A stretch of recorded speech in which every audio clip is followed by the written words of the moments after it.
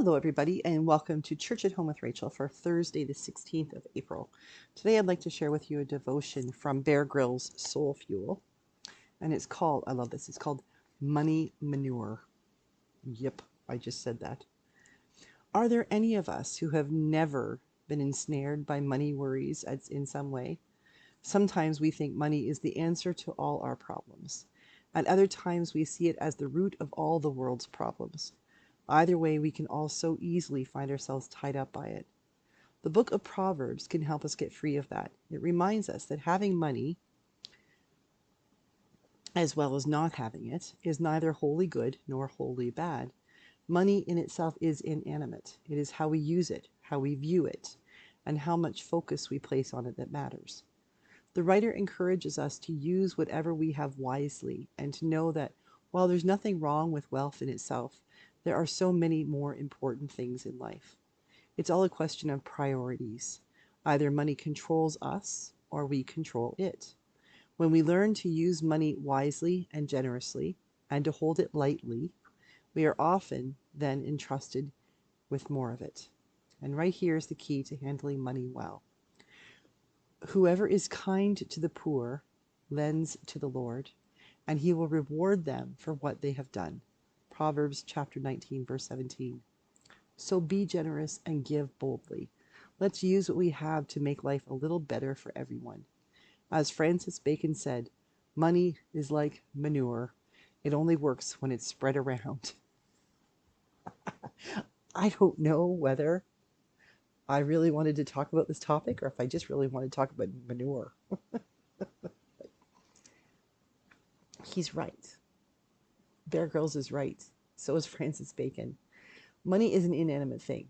Prior to having money, people use barter, trade. I need food, you need warmth, so I will trade you your food for this beaver pelt. People do it all the time. We see with kids playing in the sandbox. I want to play marbles and I don't have enough marbles, and you want to go play baseball, but you don't have a mitt. So I'm going to trade with you for now. I'm going to loan you my mitt and you loan me your marbles.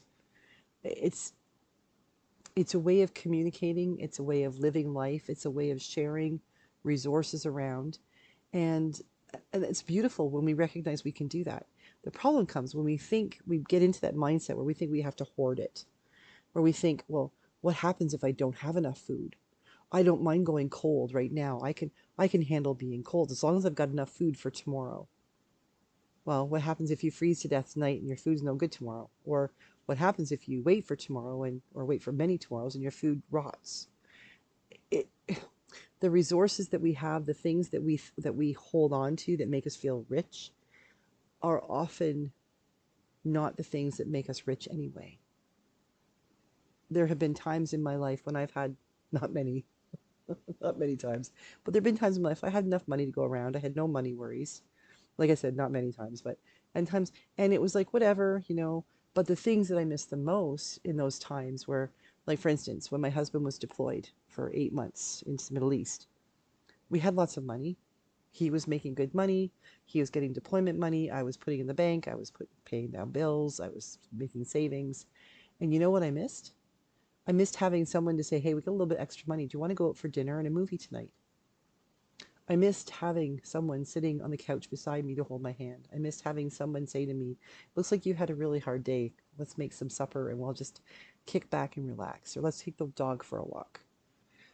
Money doesn't solve problems. It is one of the tools that we use to address problems.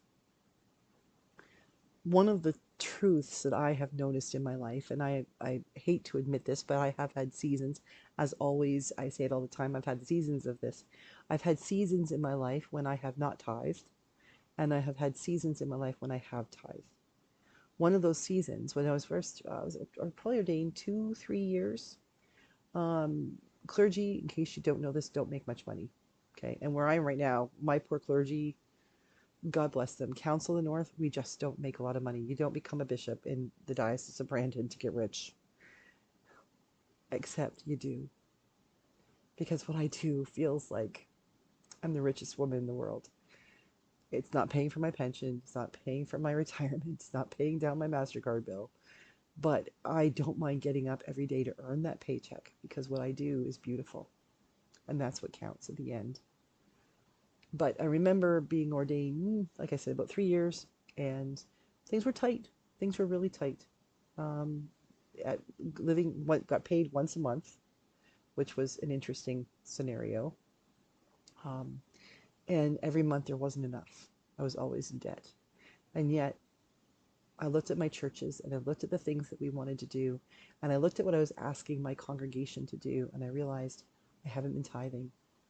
I haven't been doing this. So one weekend I sat down after I got paid, did the banking, and I sat down in prayer. And I was like, okay, God, so there isn't enough money to pay all the bills up front, like some bills, like my credit card bill, things like that.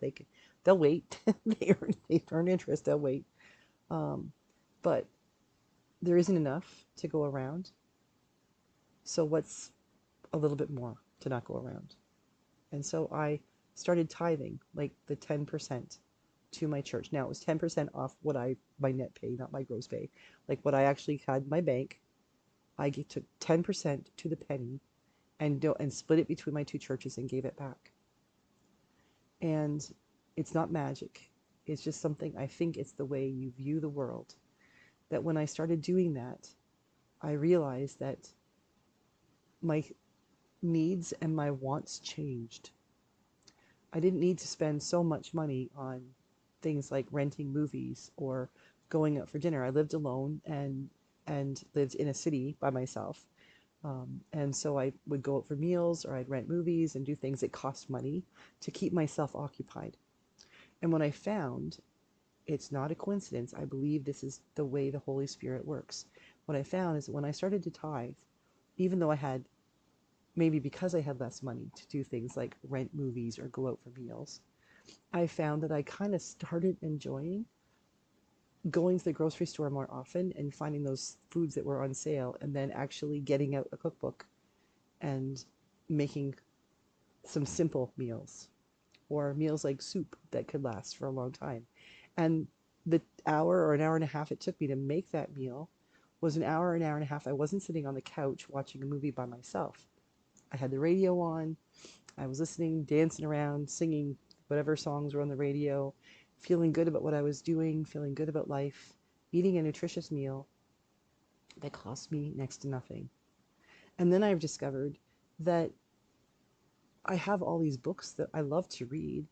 I don't need to go out to a movie or rent a movie. I can sit in my comfortable chair right by the window and light a candle and make myself a cup of tea, and I can read a book. And then I discovered that I could, in the nicer months, I could go and sit on my front porch with my cup of tea and read a book. And that's when I started to meet my neighbors and noticed that the kids across the road were always playing. And one day I wandered over, and after I actually made some bread. I actually make bread from scratch, no bread maker, like the whole knead the dough and everything. I made a loaf of bread and took it over my neighbor and got to know my neighbor Jody, which then introduced me to the fact that she was going to have to go in and have surgery. And they were concerned because she wasn't allowed to pick up her kids or do things for a couple of weeks. And so she was worried about getting them, they were just little, getting them ready and getting them breakfast and going off to school. And I set my own hours. I could go into work by 9 instead of 8:30. So I volunteered to go over every day for 2 weeks to get the kids out of bed and help them get dressed and make their breakfast and get them ready to go to school. And I wouldn't have done that had I not been sitting on my front porch watching those kids play, reading my book. If I'd rented my movie or gone out for dinner, tithing changed my world. Didn't make me rich, didn't pay down my bills any faster, but it completely changed the way I thought about myself and my life and my call. And lately, I've come back to that.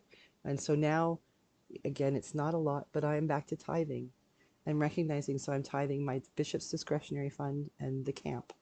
I give 5% of what I make of my paycheck to the camp and 5% to the bishop's discretionary fund, which then allows me to help other people who might be in tight situations. And well, I could use that money for other bills and other things that Rob and I want.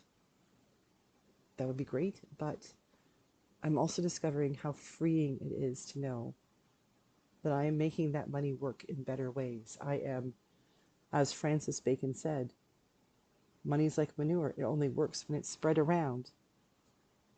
I don't need it, not really, but these other groups do.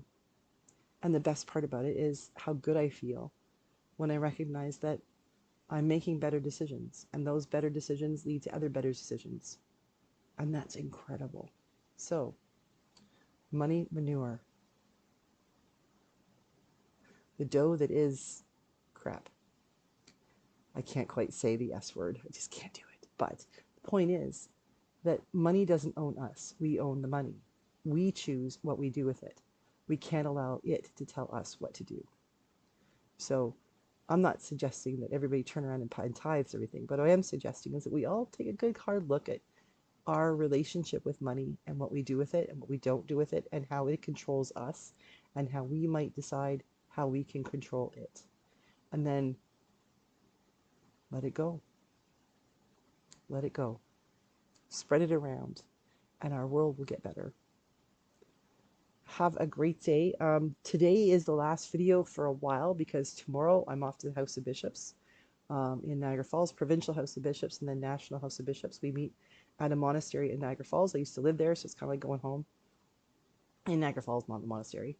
And then on Saturday and Sunday, I will be next, like a week and a half from now, I will be in Swan River and with Bishop Ali Tote, who is the Evangelical Lutheran Church in Canada bishop for the Synod of Saskatoon. And we will be working with the people of that church there. It's a joint Anglican Lutheran congregation, working with them on calling their next pastor or priest. So I won't be back until Monday, the 27th, I think, for a church at home.